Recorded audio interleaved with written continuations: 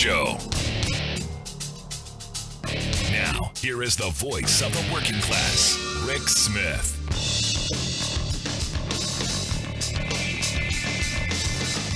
And welcome, brothers, sisters, working class heroes. This is the Rick Smith Show. Thanks so much for being here today on the big program. Lots to get to, lots to talk about, lots of craziness, lots of insanity, lots of stupidity running around America right now. And, you know, it's the weirdest of times. We really are living through the two Americas. We really are living through a moment of which side are you on?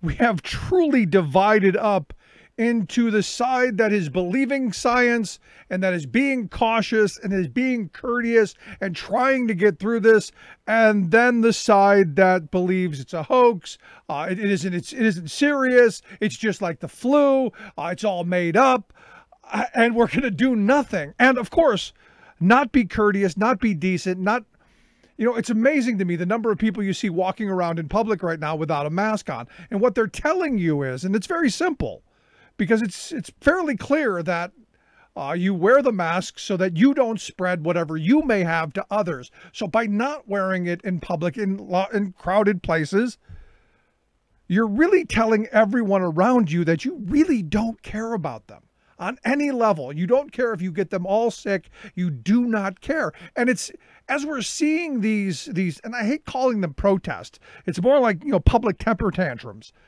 As we're seeing these public temper tantrums, there are a bunch of people who are around each other who don't care about each other. And this is the kind of weird moment we're in, where we're in this polarized world where nobody believes the other side, and everyone has what they believe are their own facts, and never shall they come together. I saw a statement by South Carolina Senator Tim Scott that, again, another one of those moments where you go, I get the Trump effect. I get the self-help guru Trump effect of, hey, we always got to look at the bright side. Everything's the best ever. Everything we do is great. Everything's fantastic. It's always the best. I get that on a certain level. And, you know, Senator Scott wants people to be more optimistic. He says we should be looking at the pandemic. How did he put it? Through a prism of optimism. And you go, okay, let's look at it optimistically. Fortunately, only to this point, somewhere like 84,000 people have died. Only about 1.4 million people are sick. That is better than what we were told it was going to be, which is half the country infected, 250,000 to 1 million dead. Right now, we're better than that. But we're only in, as many experts say, to use a baseball analogy, in about the second inning. We're at the break of the second inning. This is a long game. So to say, well, we need to be optimistic about this and look at it through that's just what we have to do. He goes on to say something about the stench of politics. And he was on Fox News recently where he was talking about the Democratic governors and how they're reopening. And a lot of Democratic governors are saying we're not going to reopen until we meet the CDC guidelines that say we can open up. And we're going to do it slowly, and we're going to do it with science in mind, and we're going to do it in a way that we ensure that it doesn't explode again, and we end up where we started from. Evidently, that Mr. Scott believes is the smell of stench of politics. And you go, you know, everything's political. That's absolutely true. But to accuse these governors who are taking a beating in their capitals, you know, Governor Whitmer in Michigan, Governor Wolf here in Pennsylvania, you've got these reopened nitwits who have decided that they're going to take to the streets and make it worse for all of us. Because guess what? As Governor Whitmer said, chances are they're going to be the ones that prolong this. The longer they go out and they have their temper tantrums, when they spread it to each other and they take it back to their little pockets and they begin to spread it, now you begin to have an outbreak. And we end up back where we started from. For instance, Texas. Texas began to open up. We're now seeing Texas almost every day this month, a new 1,000 people who are infected with it. Is this the new normal? Is this the optimism? Well, it's only 1,000. Texas is a big state. The number is not all that important to me as making sure that we don't exceed our capacity to take care of them through our healthcare system. That's the point of this. Once it exceeds your ability to take care of it, then it just, well, you're screwed. And it's sad that there are so many people that don't quite get that. And now we're seeing all of these videos coming out because Mother's Day, a lot of states said, oh, we got to reopen. A lot of restaurants reopened. You see the kamikaze Karen video from York, Pennsylvania of a woman getting booted out of Red Lobster. Just insane. You see all of these videos of nobody wearing masks, nobody social distancing, nobody doing anything, which makes you believe that there's a large segment of the population that's really just stupid. And they need to be told what to do, which is why when I look at Wisconsin and their state Supreme Court, who have overruled their governors, their order to keep the stay-at-home order, the reason you have the stay-at-home order is because we're not mature enough as a society, or at least the half of us on the side that believes this is a hoax and it's not a big deal. It's just like the flu. It's, no problem. The half of us who feel invincible and don't worry about everybody else, they're going to go back and they're going to lead life like it was normal, and they're going to infect the rest of us. And I think that's what Dr. Fauci was saying on Tuesday when he gave his testimony. He was answering a question from, I think it was Senator Patty Murray. And he said, quote, my concern is if some areas, cities, states, or what have you, jump over those various checkpoints and prematurely open up without having the capacity or the capability of being able to respond effectively and efficiently. He said, my concern is we will start to see little spikes that might turn into outbreaks. He went on to say that this is a real risk that you will trigger an outbreak that you may not be able to control, which in fact, he said, paradoxically, will set you back, not only leading to some suffering and death that could be avoided, but could even set you back on the road to try to get economic recovery. And this is basically what I've been saying all along. Look, I don't like it any more than anybody. I don't like sitting home. I don't want to be home all the time. I don't want to have to wear a mask. I get it. But I also get that we're going through this so that maybe we can quash it now. Maybe we lessen the boomerang effect. Maybe when it comes back in the fall, it's less. But there are people who are talking the boomerang may come, within a month or so. And then what happens in the fall? And then what happens in the winter? This is the problem. And this is the problem with having a bunch of petulant children who can't possibly control themselves.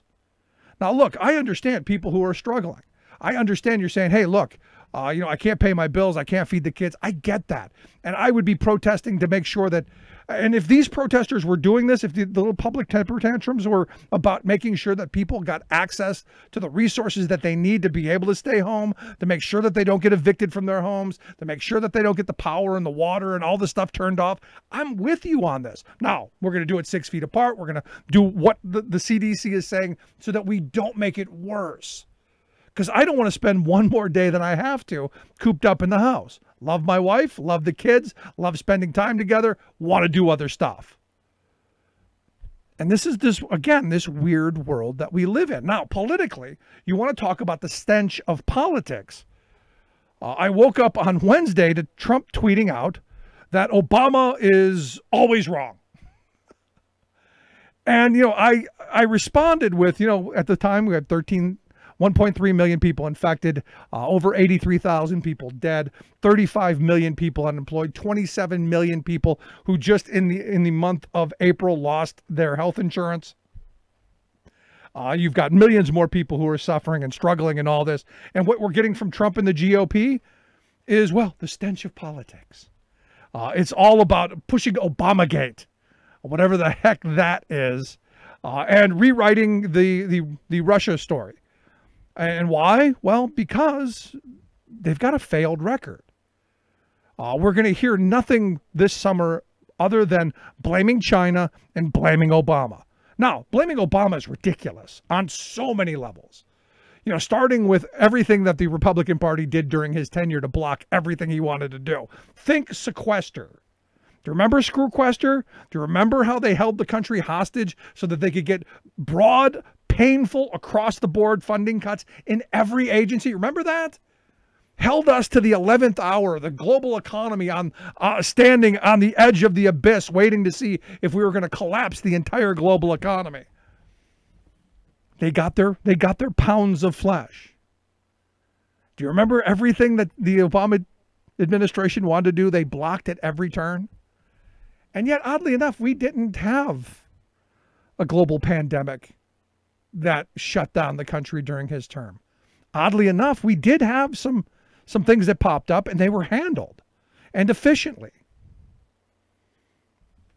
It's this administration who wants us to look everywhere else but where blame should get. And I'm getting tons of Trump supporters, and even one guy who tells me, I don't like Trump, but, he's not to blame. He did all these wonderful things. And I'm going, did I miss something? Did I miss this? Because, Fauci gave that statement that I read about, hey, we might want to think about this. If we reopen things, you might have it spread and might have. Well, Trump said that was unacceptable. He said that he was trying to play both sides of the equation. Said that we're going to have a great fourth quarter. It's going to be the best fourth quarter ever. It's going to be tremendous. And you talk about the stench of politics right there. And the sad reality is we're in this moment where you look at Fox News, who's pushing the narrative that, it's BS narrative. They're pushing all of this stuff that, pushing these toddlers into their petulant displays in public, while simultaneously saying that they're not going to bring their workforce back to work for a couple of months. They're all going to work from home. So what they say through their channels and what they're doing through their actions, two very different things. And it's like you can't believe any of it. When you've got Rand Paul who walks into a meeting and says he is not wearing a mask because I've already had the coronavirus. What he's telling you is, one, I'm an idiot. Two, I don't care about you. And three, I don't care what happens if I get it again, even though we don't know what happens. This is not somebody we want near the halls of power. These folks who keep pushing these narratives are dangerous. It's dangerous for the rest of us. And I keep coming back to this as one of these important moments in our history where sanity, rational thought, common sense, and courtesy all have to play into this. Do I blame Donald Trump for the virus? No. He didn't create it. He didn't drop it off at the wet market. He didn't ensure. He didn't, have somebody eat whatever it was or however it was transmitted. He didn't do that. What he did was, for over a month, downplay it, dismiss it, deflect from it, and push the narrative that it's not a big deal. Oh, it's just a flu. Virtually everything he said from the end of January all the way through almost the middle of March was ridiculous and nonsensical and well, a lot of times wrong. And a lot of times I would even argue a lie. You go back to the February 2nd. He said, we've got it pretty much shut down. It's going to be fine. January 22nd. He said, well, we have it totally under control. One person coming from China. Now you go, hey, he's looking at life through the prism of optimism. It's the prism of optimism. It's extremely dangerous. And what message this sent to all the Karens and the kamikaze Kens who are right now in our Red Lobsters and in our public square and all across this country who are defying governor's orders, what you've now got is you've got these people who potentially are going to make it that much worse for the rest of us. And as we reopen, as we end up going back to workplaces, it's only going to get worse if they continue. It's just my thought. I'd love to hear yours. You can email me, rick@thericksmithshow.com. Tell me what you think. Do we just swing the doors open and let the cards go where they may? I sure hope that is not where our political leaders take us. Going to take a quick break. When we come back, John Samuelson, president of the Transportation Workers Union, is going to be here to share some thoughts on how the transit workers are handling the crisis and what's going on with his members. Quick break, right back. Stick around. Nothing more American than workers standing up, and the union gives a voice to win. On the Rick Smith Show. I'm Rick Smith, and this is Labor History in 2.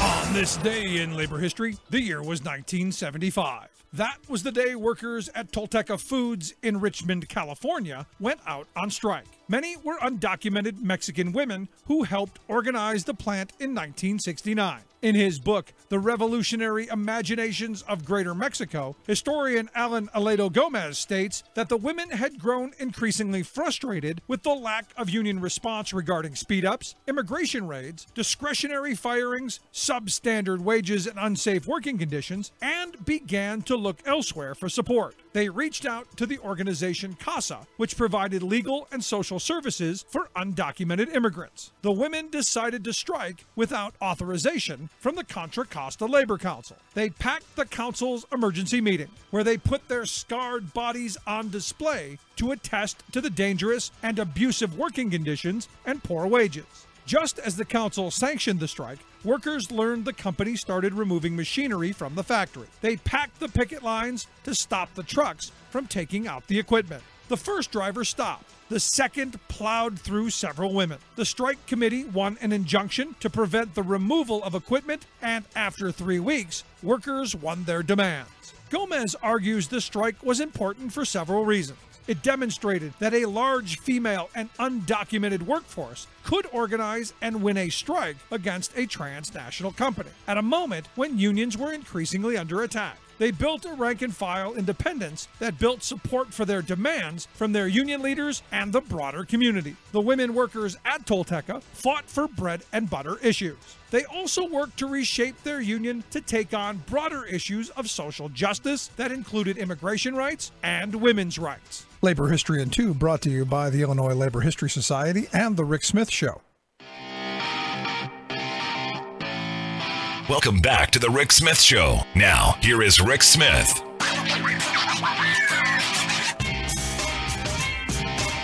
So I'm looking at the state of New Jersey, and good on the New Jersey Senate Labor Committee, who today voted out Senate Bill 2380.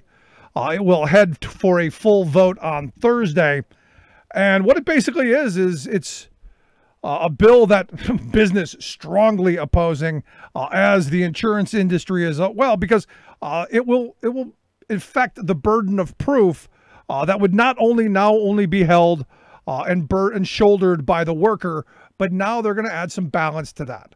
And because, as you know, in a lot of these exposure cases, what ends up happening is the employee says, I've got cancer, I've been diagnosed with cancer, I've been working in the chemical plant for 40 years. And they have to prove that they were exposed to stuff, and the burden of proof is on them. This is going to seek to change some of that. As I said from the beginning, this should be treated in the workplace as a workers' comp issue. You want employers to create safe workplaces, make sure there's a penalty for it. Just my thought. I'm here to share some thoughts on what the workplace looks like for transit workers, his members anyway. I've asked John Samuelson to come talk with us. He's the International President of the Transport Workers Union, TWU. John, thanks for taking time for us. Thanks for having me. So, you know, every day I'm following what you guys are doing. I'm following with our friends over at ATU, what they're doing, and I'm seeing your members being infected at what are alarming rates. Almost every day I'm seeing someone has contracted it or died. It's a horrible, horrible tragedy of what's happened. Tell me what's going on. Well, public transit in America is on the front lines of this fight against COVID-19. There's tremendous transit worker density in most urban centers in America. Transit systems are an ideal transporter of this coronavirus. one couldn't have designed a more diabolically effective machine to transport the virus than inner city transport systems in America.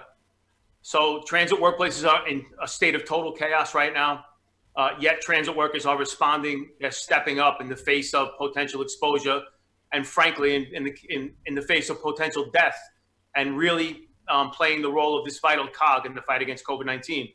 So we're proud of the work we do, but alongside of being proud of the work we do, we're also very aware of the potential exposure and fighting back where we have to. Right. Now, as a representative for the workers in that industry, is there a way to do this safely to ensure that your members are safe and also that the riding public is safe? Because I understand we can't shut public transit down because a lot of the people who we are calling frontline heroes who work in our hospitals and work in our nursing homes and do the frontline work that we need to stay open, they need this transit. Is there a way to ensure that we can do this safely? I think it's uncharted territory. I do believe that because of the trade union movement, transit workplaces and transit systems for riders are far more safer. I believe without the trade union advocating on behalf of riders and workers, there would be thousands of transit worker fatalities right now and an unknown number of riders who caught the virus inside systems. But to answer your question, it's uncharted territory.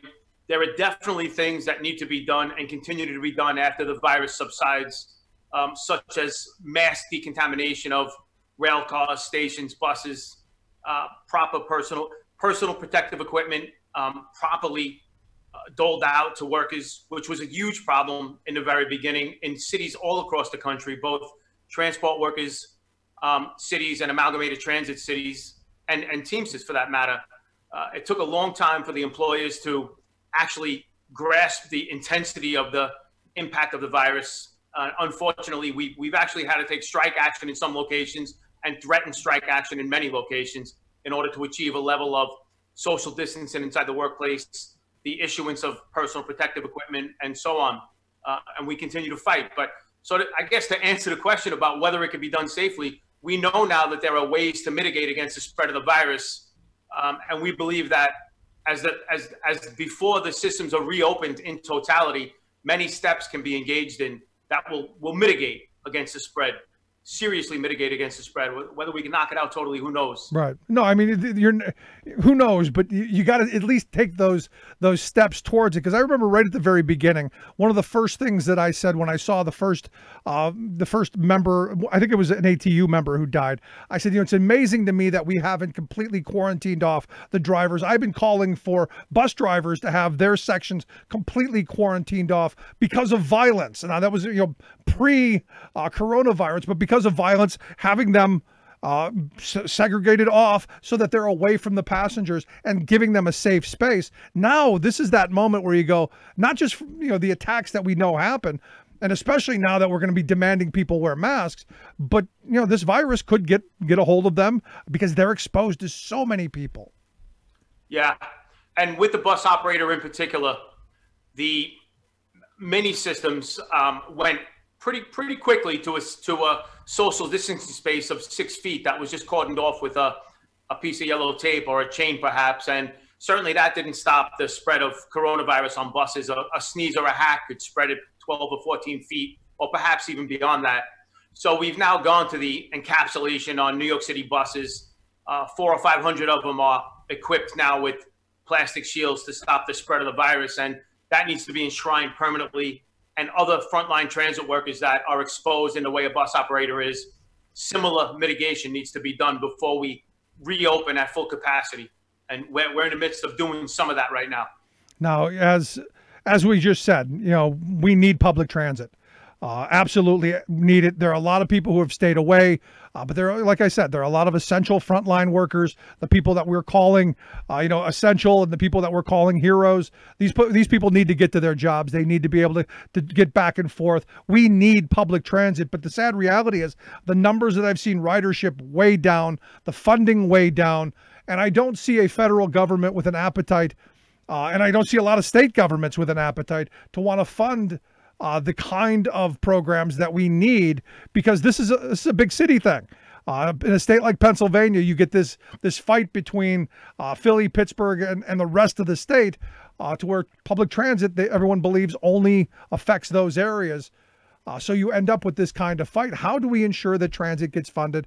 Where do we go? How do we fight that? Well, first of all, you're touching on this anti-urban agenda that the Republicans have had for quite some time, and particularly Mitch McConnell. A guy like Mitch McConnell is viewing this crisis as his opportunity to really attack the trade union movement. The transit industry is highly dense with unionism, and Mitch McConnell sees this as an opportunity to undermine collective bargaining agreements, to abrogate them wholesale through states declaring bankruptcy and municipalities declaring bankruptcy, and also to do the thing he sought to do for a long time, which is get rid of the defined benefit pension, the last bastion of economic security for working people. And so with that anti-urban agenda has been going on for quite some time. It's the hallmark of the Republicans in the Senate right now. And even in the face of this, though, we were able to achieve a bailout. And that was done in large part, again, because of trade union advocacy. And now this HEROES Act provides another $15.5 billion for the second half of 2020, of which a lot of money is going to go to urban transit systems in America. $3.9 billion of that going to the MTA in New York, about $565 million going to SEPTA in Philadelphia, and so on. So this is the type of action that we need, and it's not even going to be enough. Right. We just got to keep fighting. No, absolutely. So this is where you say, we need public transit to get people back and forth. You've got your members, the people who are working in this industry, who are putting their lives on the line each and every day. And this is where I think the hazard pay discussion then comes in. If you're coming to work every day and you're putting your life on the line, there should be some reward for it. But as we said, there should be ultimate protection. We should be doing everything possible to keep people safe, but we should also be paying people a reasonable wage. Absolutely. The hazard pay really needs to happen. The transit workers across the country need to be showed the respect for the heroic work they've done. You see Elaine Chao send out a thank you message to transit workers. Well, that's not respect. Respect is showing us the money for the work that we're doing, this vital, heroic work that we're doing. And so there are campaigns underway on a state level, on a city level for hazard pay. We've achieved a level of hazard pay in some cities, smaller systems actually across the country. But it needs to be made uniform for transit workers across the United States. And it's more than just about respect. It's going to incentivize transit workers to come back to work who are right now maybe under quarantine or out with COVID-19 itself. So in order to have a vibrant, healthy transit system, we need transit workers. And in order to get transit workers back to work, there needs to be an incentive, and hazard pay is a good incentive for them to come back. This is where, I get into, you brought up Mitch McConnell a moment ago, and McConnell, who has, drawn a couple of red lines, talking about letting states file bankruptcy, and we know that's code for destroying those public sector union pensions. Also talking about any stimulus for the states having a red line, and there has to be liability immunity for employers. We know this is an attack on workers. I've been saying for a while what I think should happen is somebody, be it the Democrats, be it a sane, rational Republican, should be pushing for a change to our worker comp systems that give people an actual choice to go back to work. If your member wants to go back to work, he should be able to do so with hazard pay. But if they want to stay home and stay safe with their family, they should be able to collect unemployment and not have that taken away from them. And I think that should go across the board for all workers. Because I think one of two things will happen. I think you're going to see much safer workplaces, and I think you're going to see wages and benefits rise to get people to come out.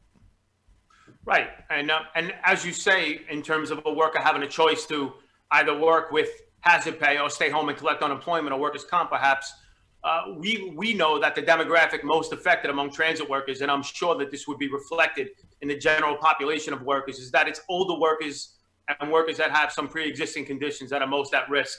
And absolutely, we're grappling with that right now about how to make reasonable accommodations for workers that are over 60 or even over 55 or 57. Workers that particularly transit workers, have a lot of kind of chronic conditions because of the work that we do. A lot of chronic lung conditions, actually, which put us in the pathway of a disease that affects your lungs. So that's what you're saying. We totally agree with, and we're pursuing that right now. Yeah, the other thing that I would like to see is I would like to see someone say that we're going to stop taxing unemployment benefits. From Ronald Reagan till today, and I consider it a giant slap in the face to every working person that you tax their unemployment benefits. But again, this was a Reagan era thank you to workers as they were cutting taxes on the very wealthy. They paid for it off the backs of unemployed workers, which I guess I shouldn't be surprised by. Yeah, right now they're talking about cutting capital gains tax while still screwing around with unemployment. It's a sign of the times, and it's been that way for several decades. So last question I've got for you, because, the hazard pay thing I think is really important, but more importantly is the safety on the job. How do we get our elected leaders who seem to be at polar opposite ends of how to deal with this, to take this seriously? How do we make sure that the riders are wearing masks and we don't have the silliness that we're seeing at Red Lobsters and malls across this country? I'm curious if you have some thoughts. Well, particularly in the transport sector, the nature of the businesses on the airline side and the railroad side, for that matter, where we deal with individual employers and who make up their own rules as they go along. And on the transit side, each municipality or state or operating authority, same thing. They make up their own rules as they go along.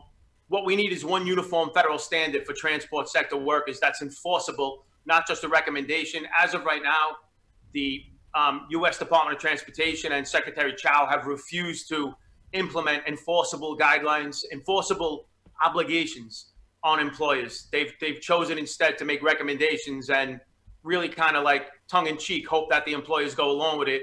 And all that does is give the employer an out, and an ability to expose somebody to harm's way, either to save on a budget line or to earn an extra dollar. Yeah. And one thing on this is what's really coming to clarity in the age of COVID-19 is the disparity between publicly operated transit systems with public workers and privately operated systems where the municipality or the state opts to hire a private contractor. Private contractors in public transit right now are a disaster, and it really has come into clarity, as I said before. An employer that's out to make money, not out for the public good, is going to take every opportunity that it can to expose riders to harm's way and use workers as absolute cannon fodder. And this all needs to be rethought. It's going to be on the agenda of organized labor. Private contractors have no business in the public transit business at all. No, I absolutely agree with you. We've got to rethink 40 years of privatization and reclaim many of our core common needs, transit being one of them. Definitely. I'm right there with you. John, I appreciate the time. Keep up the great work. I hope you'll come back and talk to us again real soon. It's a pleasure. Thank you. Good stuff. Thanks so much, John Samuelson, president of the Transport Workers Union, TWU. TWU.org is their website. I'd love to hear your thoughts. You can email me, rick@thericksmithshow.com. What do we do? How do we deal with this? You got any suggestions? Love to hear it. Quick break. Right back. Stick around. This is The Rick Smith Show. Remembering that united we bargain, divided we beg. Rick Smith.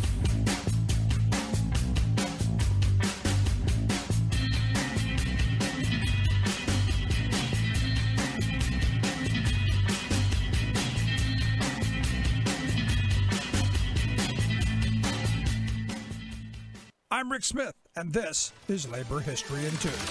On this day in labor history, the year was 1968. That was the day that workers across Paris joined students in a citywide general strike. College students had begun an occupation at the famed Sorbonne University earlier that May. These students were protesting what they saw as governmental repression in post-war France. A story by NPR marking the 40th anniversary of the protests described the situation in France, where women could not wear pants to work and married ones needed a husband's permission to open a bank account. Homosexuality was a crime. Factory workers could be fired at will. The news on the single TV channel required governmental approval, and the overcrowded education system was authoritarian. The students protested French leader Charles de Gaulle and the police. The addition of workers to the protest greatly increased its scope and impact. Paris and much of the country ground to a halt. President de Gaulle was able to weather the protests and keep his political power. By the end of June, most workers had returned to their jobs, but the country would never be the same.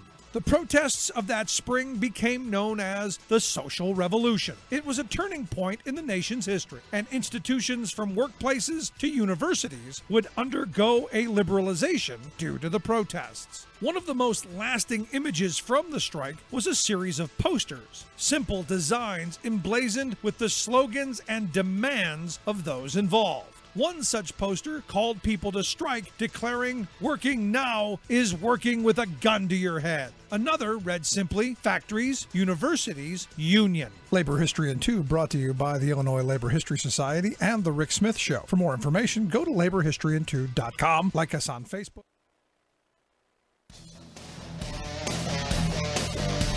Welcome back to the Rick Smith Show. Now, here is Rick Smith.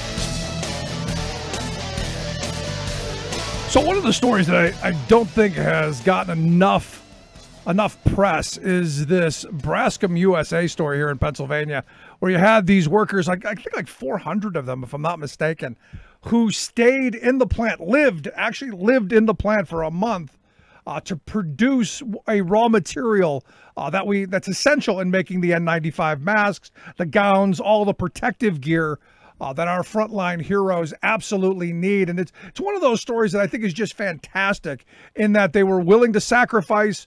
The company was willing to make all of the accommodations necessary, and they were able to, truly an American story.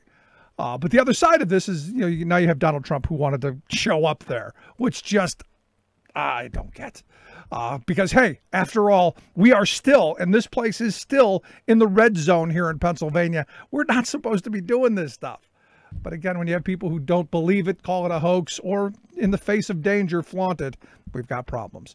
But the question then becomes, what do we do for manufacturing? We need stuff. We need the masks. We need the gowns. We need all of the things that are going to help us get through this.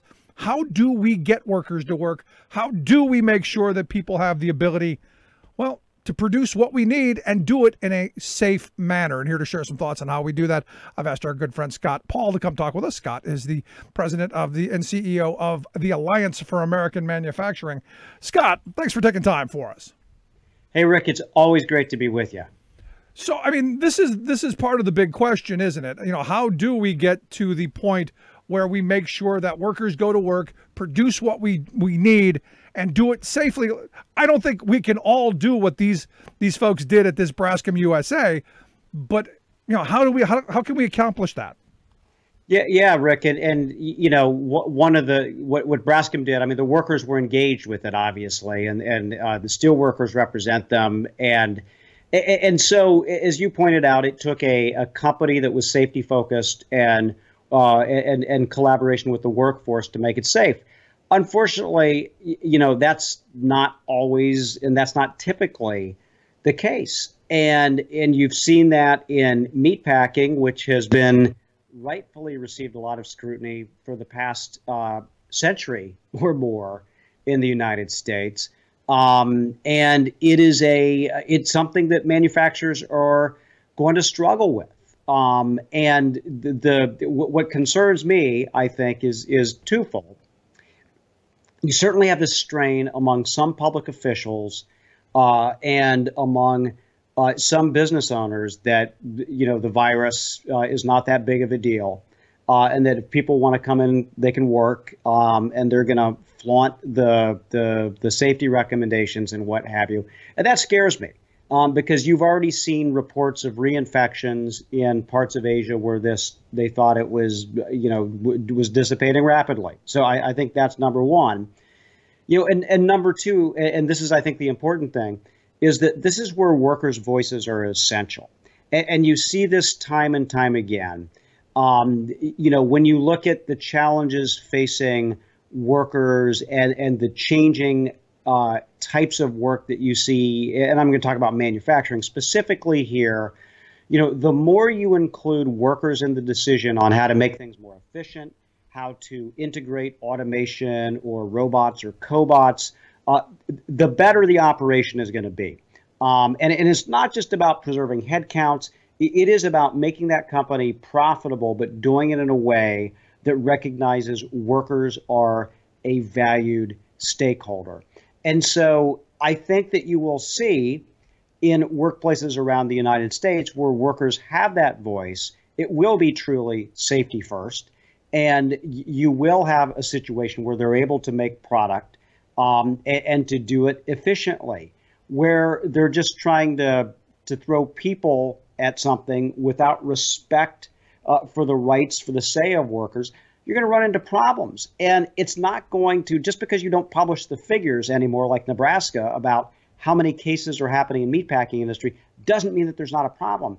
And we're not going to be able to afford that. I mean, if you listen to the public health experts, which I think is smart, you need to get this virus on the way down. You need to stop the spread before you're going to have any kind of economic recovery. And so for those who don't believe there is a role for workers or a role for government in this, they're going to make that process a lot longer and a lot more painful for a lot of people, including themselves. Yeah, which is why, to unpack, what you laid out there, the first part of it, obviously, being, in my view, is the liability part of this. You're going to have some of those employers who just don't care. And when I hear Donald Trump say that, in his executive order that you're going to provide the meatpacking industry with immunity to liability, I have a problem with that. When you hear Mitch McConnell and Trump and the Republicans saying, hey, we're going to provide, with any additional stimulus, we're going to provide immunity for employers, my mind immediately goes to those bad actors, because I do believe most employers want a safe workplace. I do believe that most want their employees to be somewhat safe, as long as it doesn't cost too much.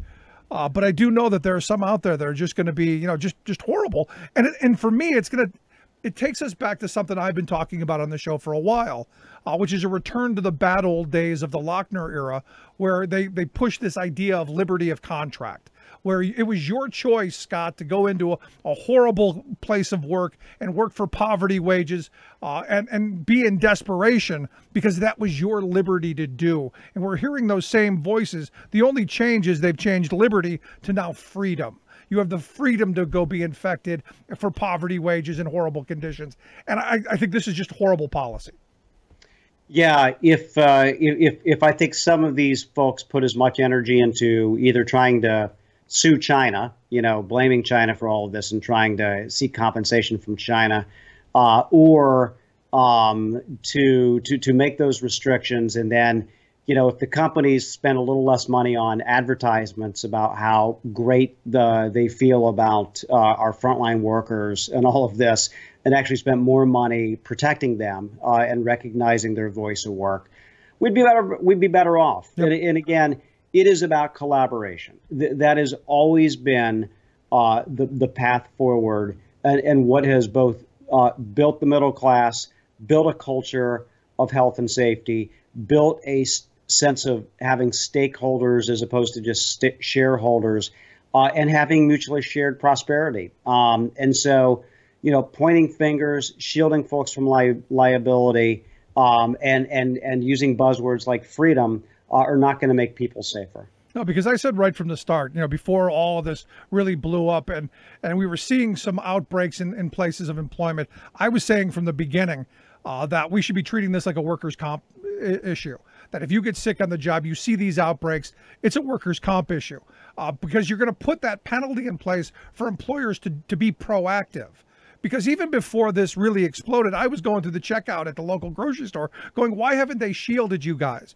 I've been asking, why haven't they shielded bus drivers from everybody else? I've been asking that for years because of the abuse and attacks they've been taking over the years. But especially now, when these people are in environments where they're going to be dealing with the public and they don't know who these people are, and the chances of infection for those folks are so high. It was my view right from the start, we got to protect them. And the best way to do that, in my view at the time, and still is to make this a comp claim and then put an incentive for employers to do the right thing if they're not going to do so by choice. Yeah. Yeah, look, I realize that on the one hand, there are extraordinary costs involved in providing a safe and healthy environment in any workplace now, because there are all sorts, as you say, physical barriers, protective equipment, sanitizing stuff, and there's some expense to that. And so, I'm not opposed, having some public investment role in that. Sure.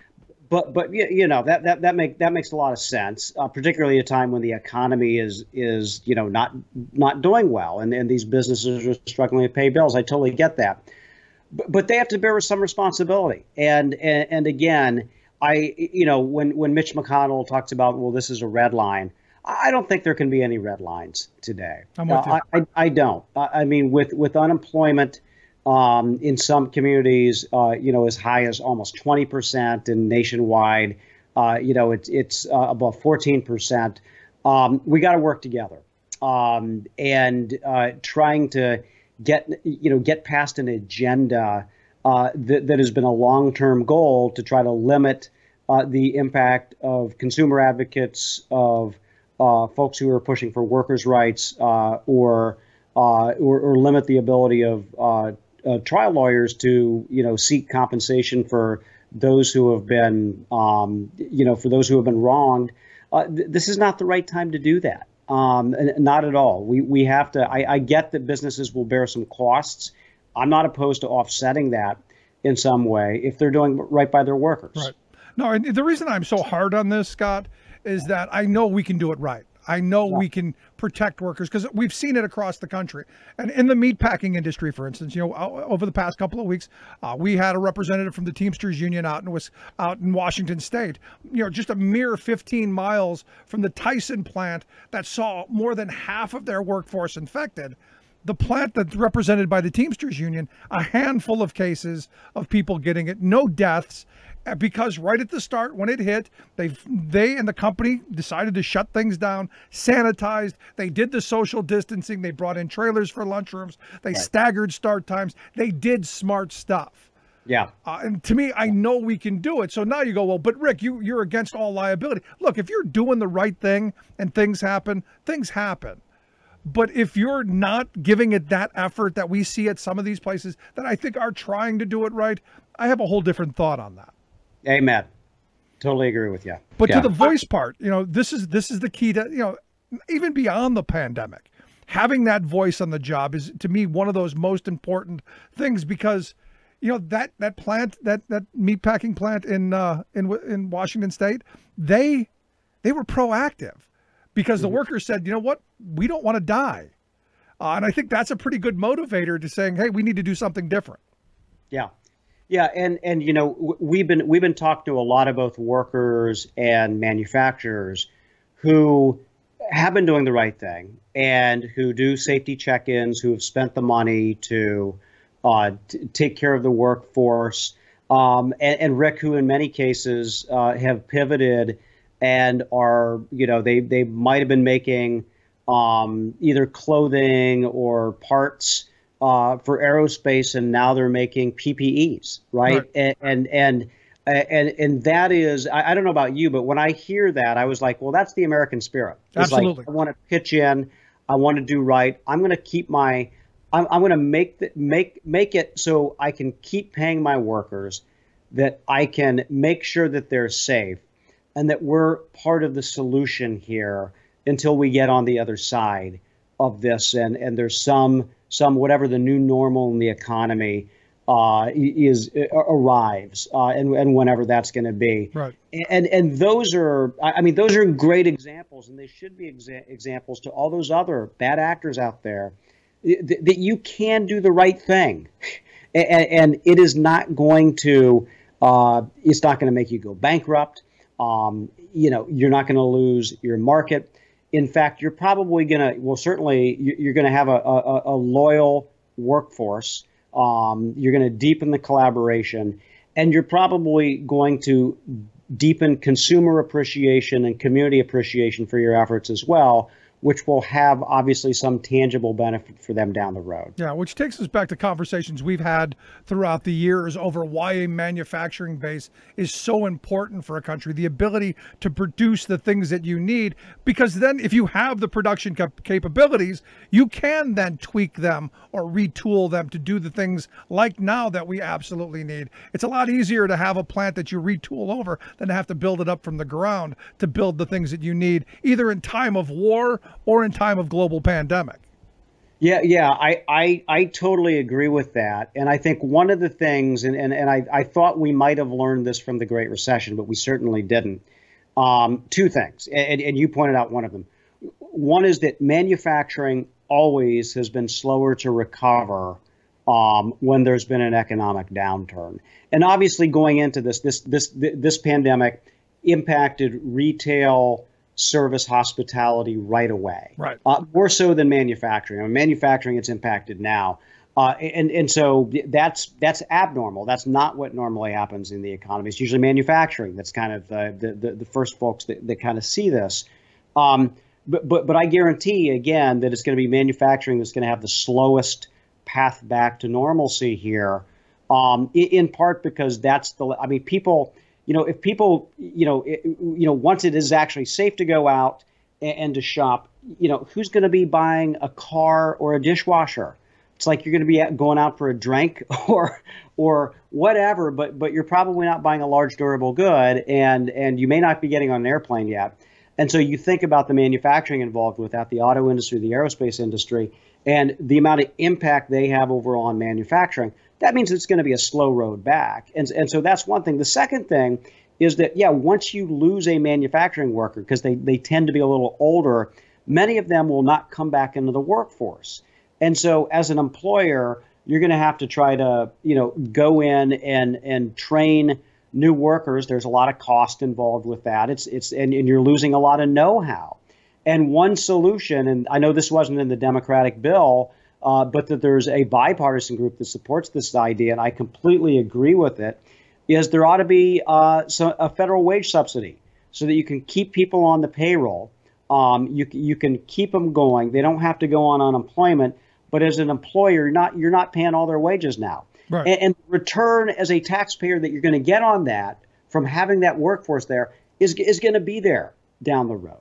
Which is what I talked about in after the Great Recession. As you were going through it, Germany does this very well. Exactly. We aren't inventing anything. We're not Magellan discovering new lands. This has been tried and tested in other places, and it works. We have an unemployment system across the country where you can figure out how to boost that a little bit to make up the lost wages, maybe cut maximum hours down. There's a lot we could do, but we're just not. And this is where my problem with the first stimulus bill was. There were some really good things in there for workers, but the fact that you still had a $500 billion trough for the Wall Street types to put their snout in is a real problem. I don't think they should have gotten a dime. I think every penny of it should have gone to ensuring that the people at the bottom were made whole, 100% of their wages compensated so that they could live through this, and we don't have a bunch of people, wanting to reopen things too soon.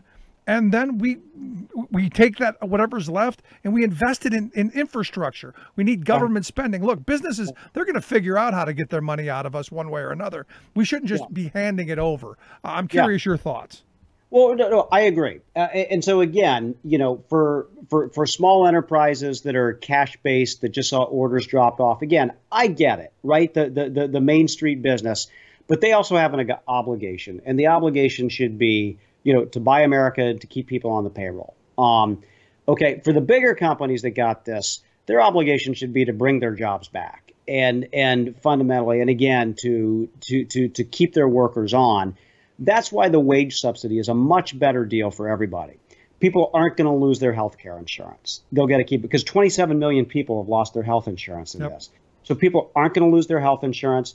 They're going to get 80% of their wages, and you're going to have your workforce intact for when you return. And it just, I know a company that has operations in the U.S., in Canada, in Europe, and they serve each market. It's not like they're not a multinational that ships jobs overseas or anything like that. They're like, look, our workers in Canada are fine. Our workers in Europe are fine. What we're worried about is our workers in the United States because of the screwed up system that we have here.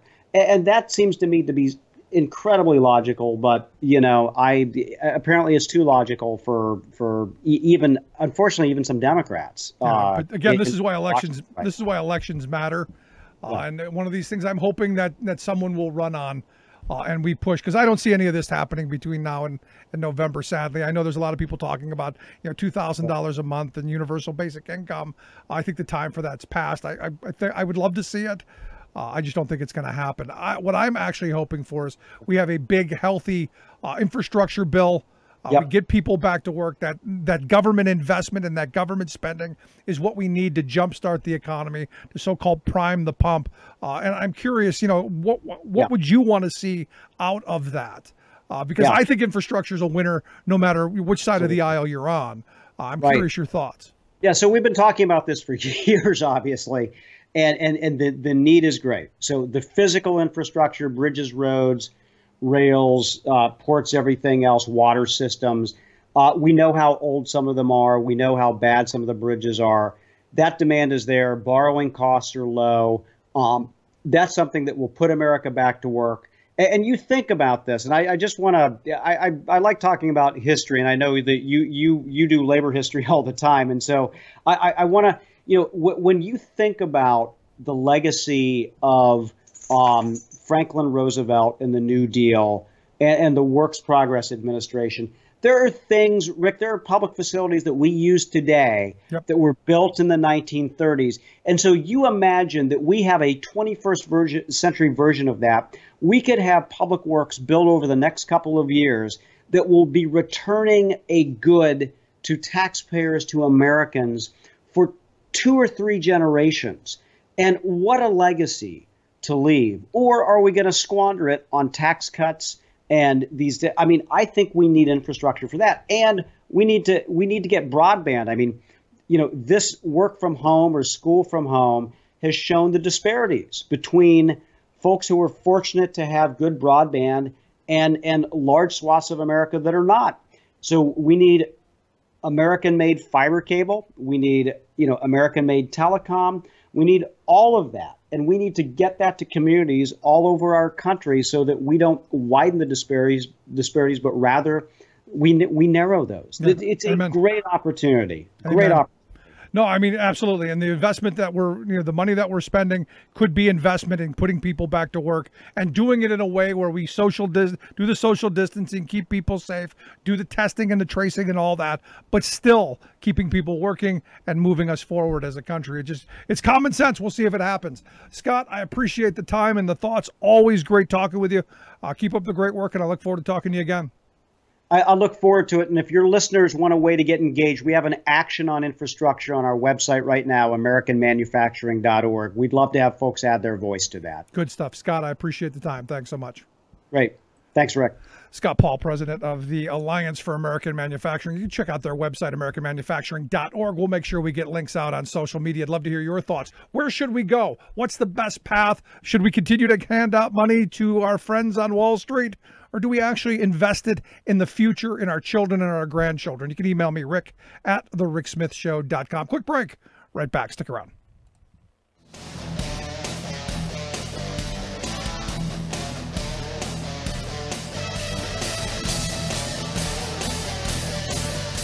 The Rick Smith Show, where working people come to talk.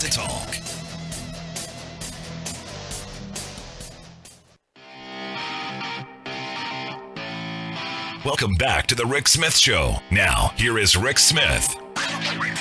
So, as I was talking about with Scott, the plants that did it well, and like I said, the one in Washington State did it real well. It wasn't a meat packing plant. I misspoke there.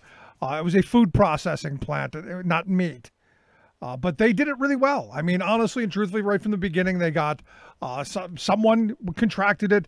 Immediately, the union and the company sat down. They began talking about how they mitigate the risk, how they ensure that workers are safe, and how they move forward and make sure that everybody is going to be safe so they can keep producing their products, because we need them. Sane, rational, with safety in mind. We need a lot more of that. Also, finally, my thought, you look at a company that, like Tesla, who right now evidently put out a warning to their workforce that if they don't come back to work when they're called, they could. Now, it's not Tesla's doing. It's the state of California. The state could take their unemployment away.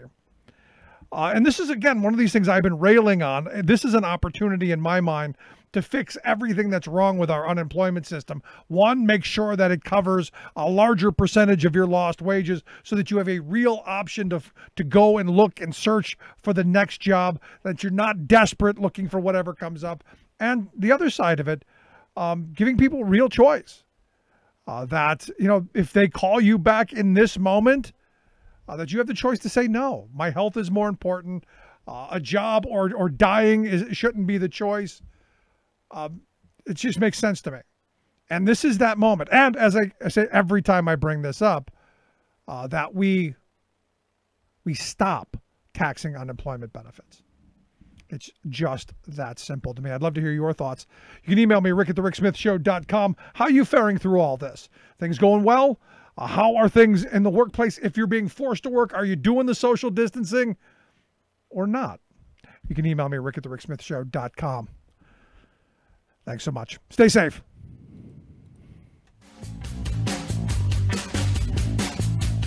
Remembering that united we bargain, divided we beg. Rick Smith.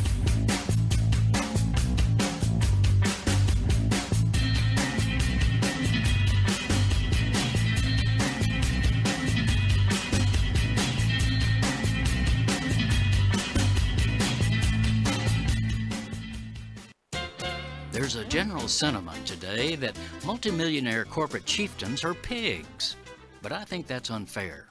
To pigs, those oinkers are remarkably intelligent animals with a sense of social responsibility to the common good of the group. Compare that ethic to the ethic of self-entitlement expressed by pompous and petulant corporate executives like hotel magnate Monty Bennett, who recently grabbed millions of dollars in economic relief meant for small businesses.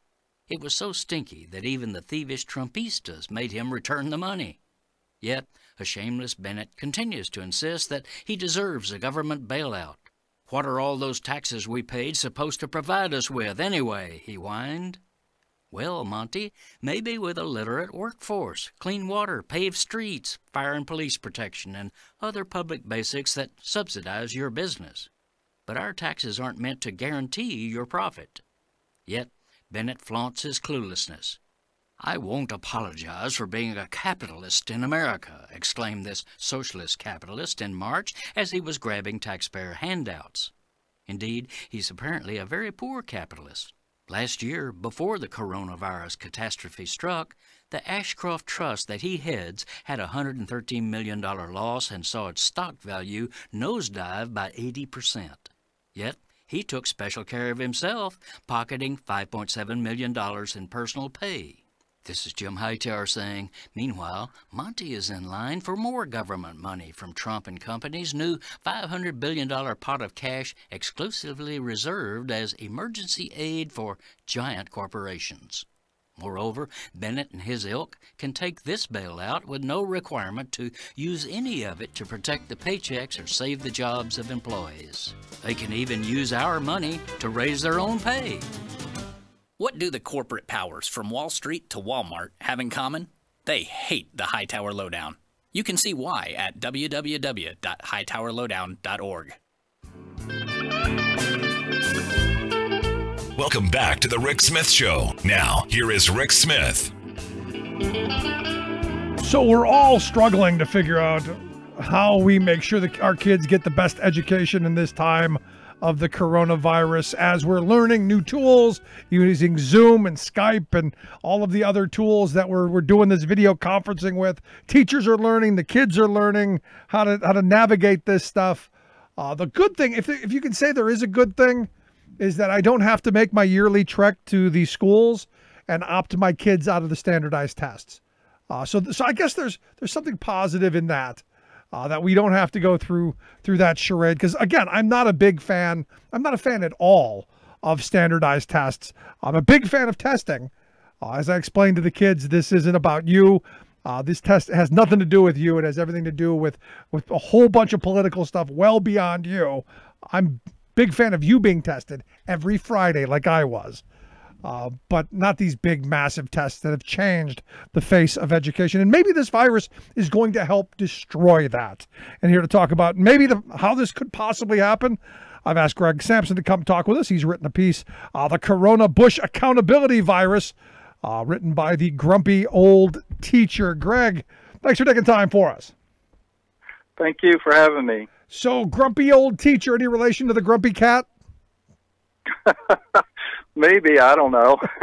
You got the grumpy part. So walk me through this. Like I said, we didn't have to do the opt-out stuff this year.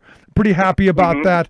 Not thrilled that the kids are kind of losing out on a good portion of the year, but at least something positive I can come out of this with. Yes, well, one of the positive things that can come out of this is they canceled testing because there's no way that anybody could say that the test would give a valid result or be reliable. And those have technical meanings. Validity means the test can measure what it's actually meant to measure.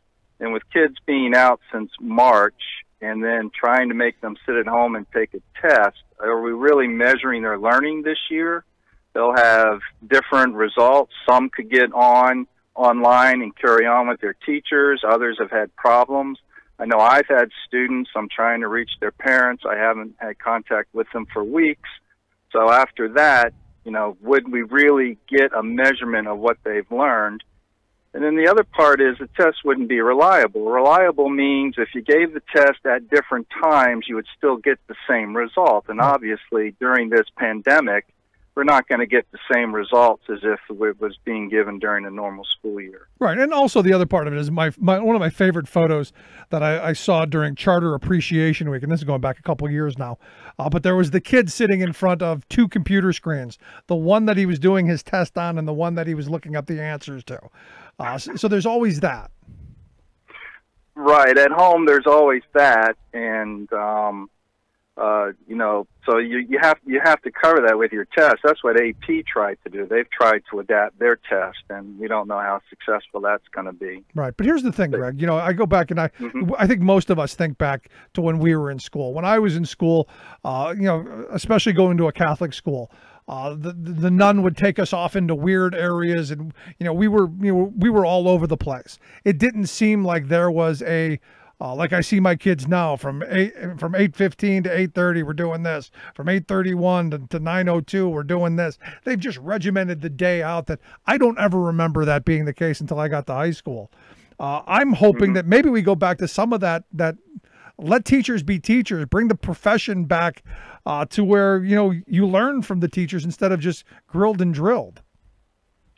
Right, yes, and the professional teachers, that's one of the things I tried to make a point in the piece where teachers in their studies preparing to be teachers, they study child development, and some of the great names and experts in the field like Piaget, Vygotsky, Erickson, who actually formed theories about how children learn, and we've just sort of pushed that aside in this era of standardized testing. It's all about, can they bubble the right answer, or now on computer, can they click the right answer? And school is geared towards that, and everything else misses out. Yeah, in Florida, I was going to say, in Florida a few years ago, we actually had to pass a law to say that kids in elementary school must have at least 20 minutes of recess every day. They weren't getting recess anymore. Which is insane. I mean, because you need that time to blow off a little steam. Because I'll tell you, I can't imagine, how you would go without a recess day. Because I remember we used to have, you'd be running up and down the aisles to do math problems on the chalkboard just to get some of that nervous energy and some of that pent up energy out. I don't think my kids have ever done that. Yeah, and part of it is, too, the physical movement. When they come back into the classroom, they're more able to settle down and learn. And then there's all the things that they learn on the playground, which you can't put into the curriculum, but are so crucially important, especially in these early years, how to get along. Yeah. Without needing adults to intervene all the time. Yeah, I think that's an excellent point. We're seeing that every day. I'm looking at all of these people who just don't seem like they can figure out how to be courteous to others or care about anybody else. Mm-hmm.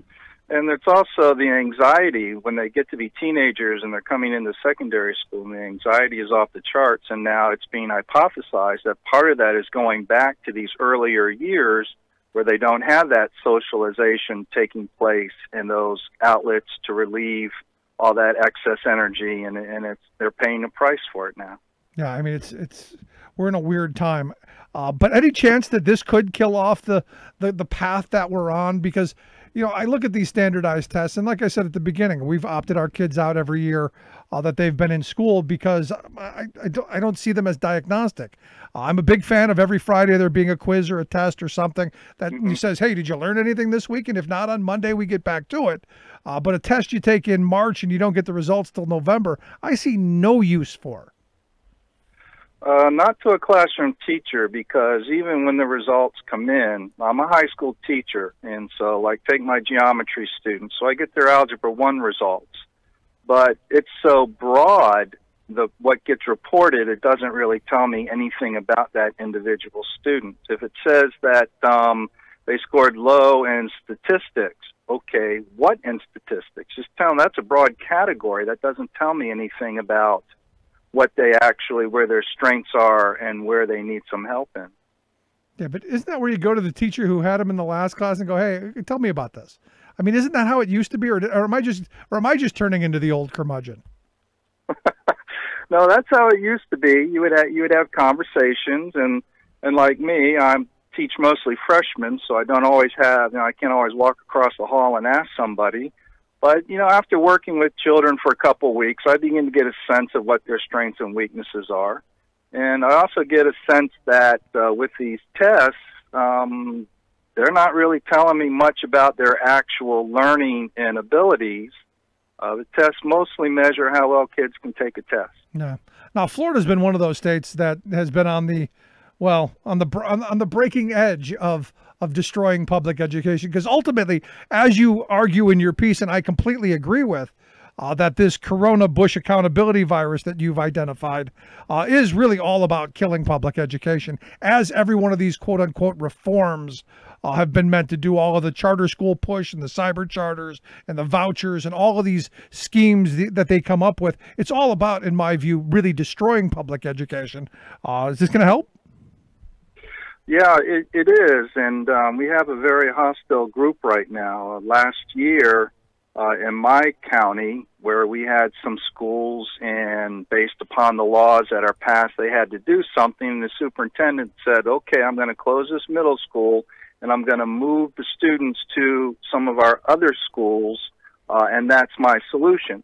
And that upset the commissioner. That's not what he wanted. Our superintendent said, but I have three choices. That's the choice I'm going to make. And the commissioner's like, well, that's not the choice I want you to make. I want you to bring in this specific charter chain and turn that school over to them. Well, you only get a choice if you make the choice they want. What kind of choice is that? Well, I mean, you're right. I mean, but it's the choice that, Education Incorporated wants. And this has been my problem. It's no longer about the students. It's no longer about really caring if my kids learn. It's about just the price tag on their head. It is, and part of what they may have started out with good intentions, but I've worked in education for 15 years, and part of what I see is that so much of what schools worry about is we've got to make the grade. It was our governor, Jeb Bush, who introduced this idea of grading schools every year. And so schools are very concerned all year long. What kind of grade are we going to make? What kind of grade are we going to make? Because that's going to impact everything we're doing. And this whole accountability system has moved our focus off of the needs of students to where we worry about the needs of the adults. Are we going to get the school grade, or are we going to be in trouble?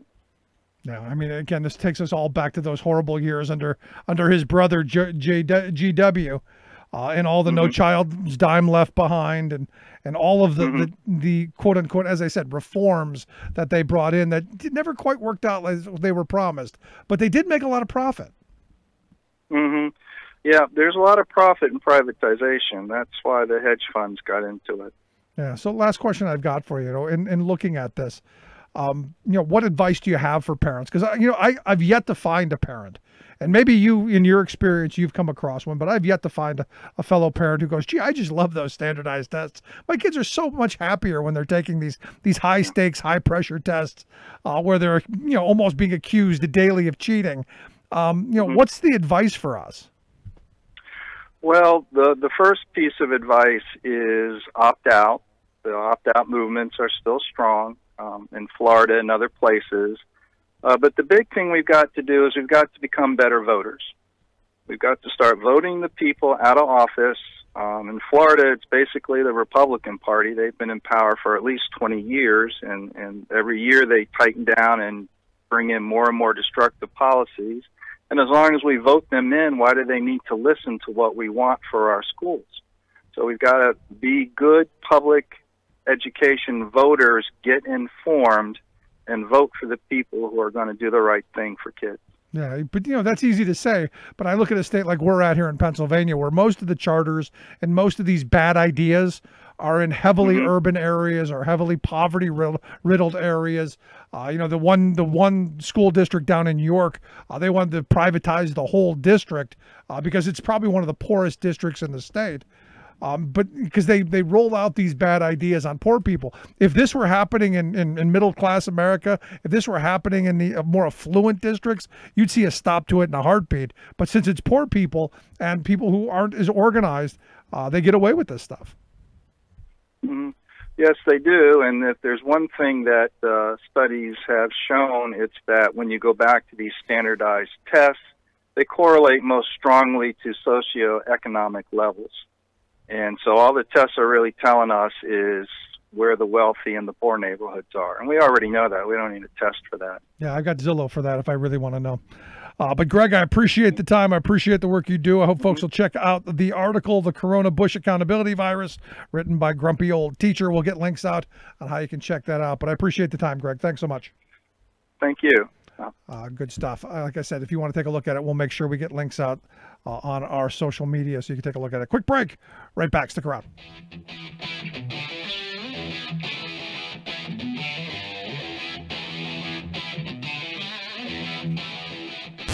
Saving work in America, one show at a time.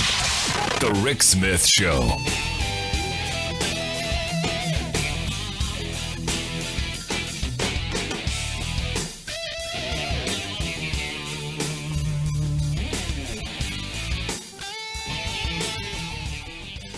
I'm Rick Smith, and this is Labor History in 2.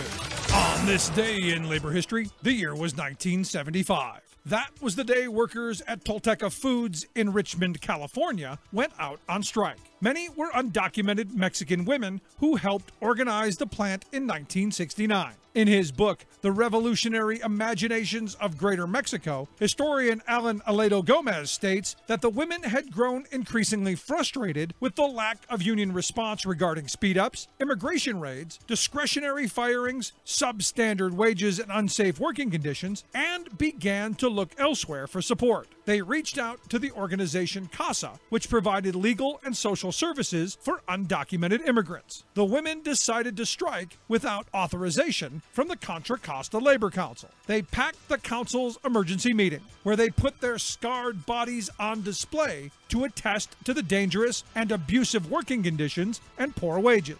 Just as the council sanctioned the strike, workers learned the company started removing machinery from the factory. They packed the picket lines to stop the trucks from taking out the equipment. The first driver stopped. The second plowed through several women. The strike committee won an injunction to prevent the removal of equipment, and after 3 weeks, workers won their demands. Gomez argues the strike was important for several reasons. It demonstrated that a large female and undocumented workforce could organize and win a strike against a transnational company at a moment when unions were increasingly under attack. They built a rank-and-file independence that built support for their demands from their union leaders and the broader community. The women workers at Tolteca fought for bread and butter issues.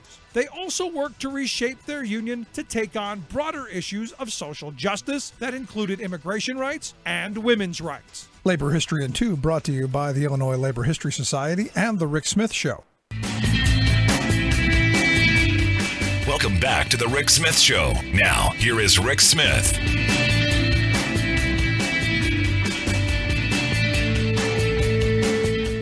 So our Secretary of the Treasury evidently last week told people that we need to get out. We need to travel more. And this is again one of those things that you look at and you go, what exactly are you talking about there, Manouche? Explain again to me the point of going through all of this kind of sequestering, this kind of staying home, quarantine, all of this stuff, when you're only going to have an administration who's going to come out and say, get out and see America. He said, a lot of people haven't seen many parts of America. I wish we could get back on the road soon. Great time for people to explore America. And you go, no, this is a time for people to stay the hell home. Look, I want to go travel the country too. But, exactly what Dr. Fauci said. You don't want people who are going to go to areas and then get those folks infected. And we're seeing it in Georgia, where they open things up, and now you've got a couple of outbreaks. You got some stuff rising. It's, and here's the weird part again. I keep coming back to this. Most of us don't know what to believe because, to Trump's credit, and I give Trump credit for this, he is a master divider. He is a master of propaganda. He's brilliant at changing the news cycle.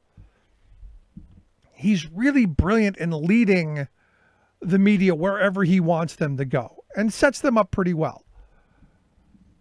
All in the name of making sure that they can discredit them. And we're in this moment where you believe nothing that comes out of his mouth. And I think even conservatives will look at it and go, yeah, he's got sort of a problem with the truth. He really does. But people like me who look at him, and I believe nothing that comes out of his mouth. I could be on fire and he could say, hey, you're on fire, and I still probably wouldn't believe him because of how many times he's lied. So now we're in this weird moment where, again, you want your elected leaders who have the information to move forward and move the country in the right direction. I don't have any faith that this guy wants what's best for the working people of this country. He wants businesses open. He wants to swing the doors wide open, got those profits rolling, get companies back to work. And if people die off, that's the cost of doing business.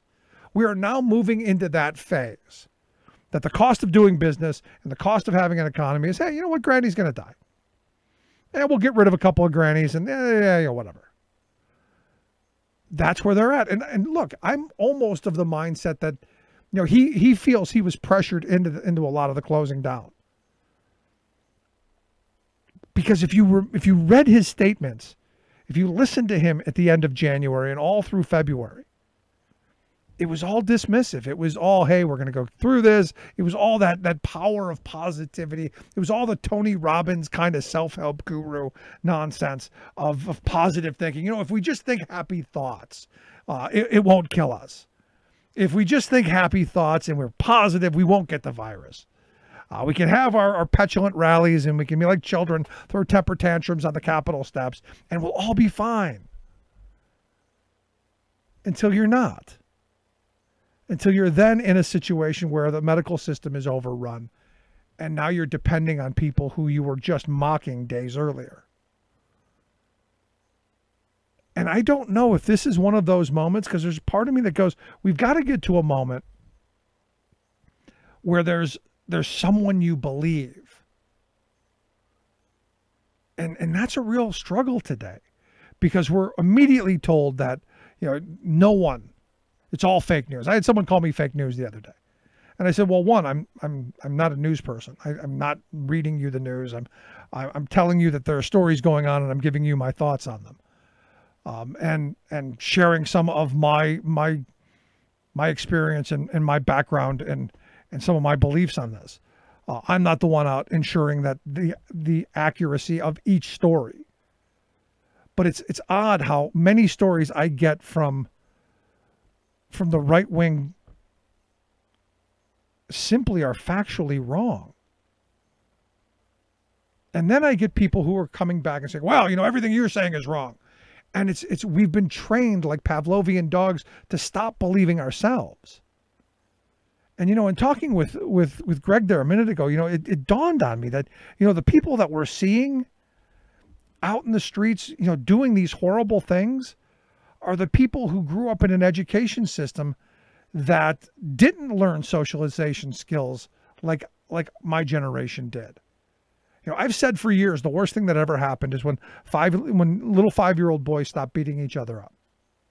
The second on the playground, it was you know, lawsuits and being expelled for, you know, little boys knocking each other around. You ended up in a situation where now you don't learn how to get along on the playground. You don't learn how to deal with conflict, and that you then feel entitled to be able to say whatever you want to whomever you want without fear of those consequences. And, you know, there's a video going around of this woman in York, Pennsylvania. She was at Red Lobster and she got chucked out. And, you know, she's, you know, slapping and, you know, pushing and mouthy and, you know, a bunch of people on Twitter were commentating about it. And I'm going, you know, I could never see that ever happening to me, because if someone said, hey, I want you to leave, I'd get up and I'd leave. And I would never return to that place. And the conflict, if I chose to pursue one, would be a legal one. I'm not going to fight with the waitress who, you know, clearly doesn't have the power to change anything. I'm not going to fight with the cook or the busboy or even the manager, because it's not his policies. And this is one of those weird moments where we're really going to start, and I think it's going to get worse.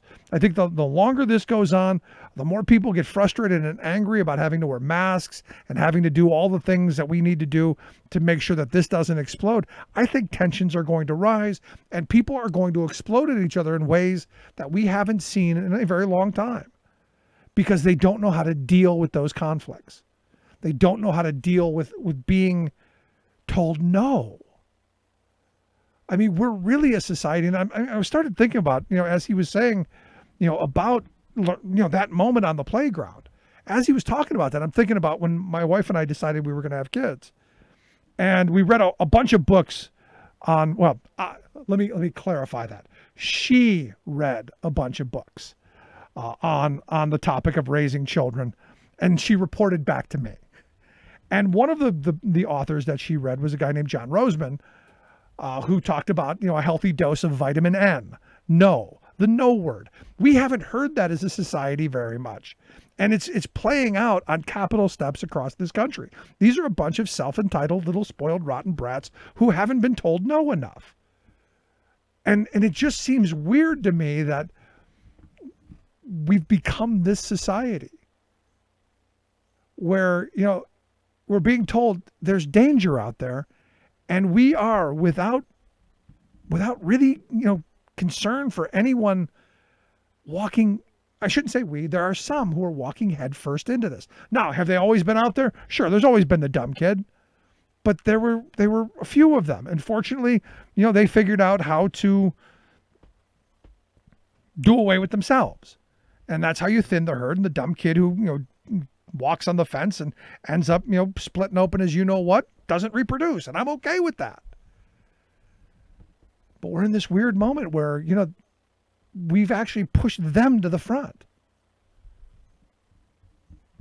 Crazy, just crazy stuff. But it's, again, one of these moments where, you know, where are we going to be? Which side of this divide are we on?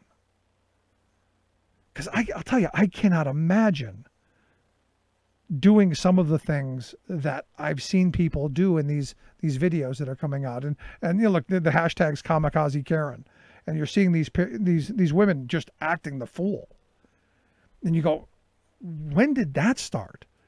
You know, I thought it was women who were supposed to be the ones who were the sane and the rational among us. Sad stuff. Also, all of the tests that Donald Trump is pitching, you know, the great tests, the amazing tests, the tremendous tests, evidently the rapid coronavirus test that Trump's pushing out, evidently being used to test all the White House officials, it produces false negatives about half the time. And I guess that's, you know, that's par for the course. That's being reported by AFP, who claims that half of the cases are false negatives. They say the test by Abbott Laboratories, which returns positive results in 5 minutes and negative results in 13 minutes, was compared to with machines that have turnaround times of 45 minutes, and they found that, well, was what it was. Almost half of them are false negatives. So you got to wonder now, Stephen Miller's wife, Katie Miller, is she positive or negative? And do we believe anything that comes out of this administration? I guess it all depends on what aisle you vote on, whether you believe that you can or you can't. And that's the scary part. Quick break. Right back. Stick around.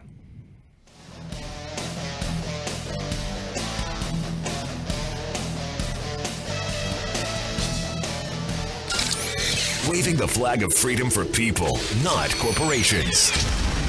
Rick Smith.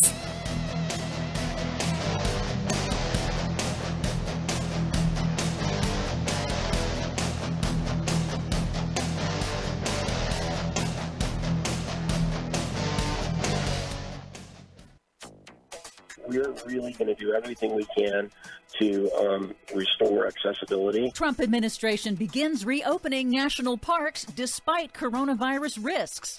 Oil industry bankruptcies mean taxpayers clean up abandoned wells. Plus, France pushes airlines to cut emissions in exchange for bailout. Sounds reasonable. All of those stories and more straight ahead from BradBlog.com. I'm Brad Friedman. And I'm Desi Doyen. Stand by for 6 minutes of independent green news, politics, analysis, and snarky comment. This is a great time for people to explore America. A lot of people haven't seen many parts of America. That's true. Treasury Secretary Steve Mnuchin. They haven't seen the inside of an ambulance. They haven't seen the inside of an ICU. They haven't seen the inside of a coffin. Great advice. This is your Green News Report. Okay, Desi Doyen, Steve Mnuchin says it's a great time to travel, time to hit the road, time to see the country. I see no downside to that recommendation whatsoever. Yeah, ready or not, they're coming whether there's coronavirus or not. Apparently. Yeah, the Trump administration has ordered major national parks to begin the process of reopening with limited services and offerings after a very brief closure due to the coronavirus pandemic. Here's Interior Secretary David Bernhardt on a Utah radio show minimizing the deadly coronavirus threat and instead reassuring people that it is safe to go back in the water. We're really going to do everything we can to restore accessibility. And then what we'll see is our facilities will begin to come online after that in various stages. But national park advocacy organizations say the Trump administration is putting rangers, staff, the public, and surrounding communities at risk by not ensuring adequate personal protective equipment is available and enough staff to enforce physical distancing rules. According to leaked documents, the Trump Interior Department's own projections warn that 40% of park staff at those parks may have to isolate themselves and 4% of staff may require hospitalization, all in rural areas with limited health care. Hey, ranger loser, you don't want to get sick and die? Too bad. Get out there. Our national parks are calling you, and the President of the United States needs you to stand there and risk your life. Meanwhile, drillers in the U.S. are finally beginning to shut in oil and gas production due to global oil demand crashing some 30% in April after coronavirus shutdowns around the world. Chevron, ExxonMobil, and ConocoPhillips have all announced production cuts in Texas and Canada, but the virus is threatening to trigger a spate of bankruptcies among small and mid-sized producers, and that will bring a new looming problem: orphaned wells, abandoned by bankrupt oil companies that walk away, leaving states to clean up the mess. There are more than 3 million abandoned wells pockmarking the country today, leaking contaminants into groundwater. Politico reports that Louisiana's State and Oil Gas Cleanup Fund doesn't even have enough money to clear its existing backlog of 4,000 abandoned wells, much less to deal with new ones. So as usual, the most profitable industry in the world, the fossil fuel energy industry, is left to the taxpayer to pay for cleaning up behind them. Right. Nice work if you can get it. And the oil supply glut is about to get worse. A flotilla of 28 Saudi oil tankers, each carrying 2 million barrels of oil, are now arriving to offload their cargo to U.S. Gulf Coast refineries, further concerning shale oil producers in the United States who can't compete with the Saudis' ultra-low production costs. Dozens of tankers are now accumulating off of U.S. ports, acting as very expensive floating storage because onshore storage tanks are approaching full capacity. So we've already got all of these ships offshore storing oil, just sitting there, and now we're seeing millions more gallons coming over from Saudi Arabia? Yes. Who's in charge of this supply chain? The Saudis want to make sure the U.S. oil producers get crushed. This will all work out very well, I'm sure. But some good news. Some European Union nations are using coronavirus recovery funds to require polluting industries to clean up. France will require the airline Air France to cut its carbon emissions as a condition of receiving government support. The deal requires Air France to eliminate short-haul airline routes that can be taken by rail in the same amount of time to reduce emissions and pollution. The airline will also be required to reduce its CO2 emissions per passenger by 50% by 2030 and meet other benchmarks in a slow transition to sustainable fuel sources. So the government of France is giving the airlines money, but requiring them to give something back in return to save the planet. Yes. Here in the U.S., we give the airlines money, and they have to do nothing, correct? That's it. So France, socialism. Here in the U.S., giving away free money, asking for nothing in return. That's capitalism. MAGA. And finally, the city of Seattle has announced that it will permanently close 20 miles of existing streets to most vehicle traffic in order to create more space for residents to safely walk and bike, and they're keeping it that way, even after the pandemic ends. Nice. For much more on all of those stories and the many we couldn't get to today, check out our website at greennews.bradblog.com. Find, follow, and share us on the Facebooks and the Twitters at Green News Report. I'm Brad Friedman. And I'm Desi Doyen. And this has been your Green News Report.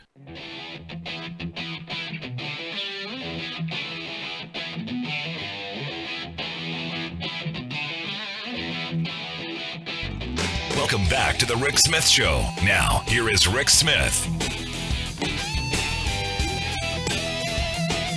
So it looks like Paul Manafort's going to get out of jail. And I know, don't give me anything. Oh, he's going to go to house arrest. I would, trust me, I can do house arrest over prison. No question in my mind. But the weird thing is Michael Cohen, who they were going to give the ability to go to house arrest from prison, they canceled his, kept him in prison, and now Manafort, who has served less than a third of his sentence, evidently he will be let out, and he will head to the home. I hate calling it jail, a home confinement. It's like being grounded in your room when you've got, video games and television and refrigerators and, the internet and whatever you want. And you can order in anything you want. You just can't leave a giant house. Yeah, I'm sorry. I'm just not buying into that. That's punishment. Not at all. Anyway, here to share some thoughts on the top news of the day. About one of my favorite political analysts, our good friend, former Congressman Bob Ney. Bob, thanks for taking time for us. Thank you, Rick. Would you like to ask me about house arrest versus prison? I'll be glad to answer that. Yeah, I mean, look, I've only visited prison. I've never actually been in prison, but I got to think, staying in your room is a whole lot better. Absolutely, no question about it. In fact, they were trying to hold me in longer as a result of some shenanigans in D.C. But I've got to tell you, there's no question that house arrest is better than prison. Absolutely none. By the way, and people will, and I hear this all the time. I did when I went to prison in Morgantown Federal. People say, well, that's a country club. Believe me, home is better than prison. Home is always better, especially when you've got the kind of wealth that someone like Manafort has. Well, Manafort got a break, and here's the thing I'm not understanding about this. Okay, let's take a minimum prison. Let's take Morgantown Federal Corrections, right? Somebody could have served 20 years for a drug offense, and then they get down to Morgantown Federal, they're transferred, okay, because it's a minimum, and you have to have under 10 years sentence left. So they've served 10 years already. They're transferred to Morgantown Federal. They're not a violent criminal, and they serve another, let's say, 4 or 5 years. So they've done 15 years. Why are they not released versus Manafort, who only did 30% of his sentence? Yeah, I mean, think about that. It's insane to me, and it's wrong. I mean, look, if you're going to let him out, then you better open the gates and let a lot of people out. Well, that's right. And somebody who's been in there a lot longer and has had a great record, nothing's happened, et cetera, and they've done 15 years, they've got 5 left, and Manafort leaves after 30% of the sentence. Yeah, so, I mean, I don't know how they make that decision. I don't either, and it's one of those things I'd love to find out, because here's the thing, the last time Manafort was home under house arrest, he committed crimes. Mm-hmm. Right. I mean, he broke the law while being under house arrest. He cannot be trusted. Well, and here's the other thing about the Bureau of Prisons, and I know this from having been in there, and I know from the other side when I was in Congress, and I would get families that would call me, and they had loved ones in prison, and we would call. And basically, when you call, they will tell you, well, we don't have to tell you that. How do they get away with that? Yeah. They don't have to tell you. Somehow Congress, on all these issues beyond Manafort, it includes Manafort, but beyond him, should be able to call the prison system, the BOP, Bureau of Prisons, and say, we want to know. And if it's confidential, tell the Intel Committee.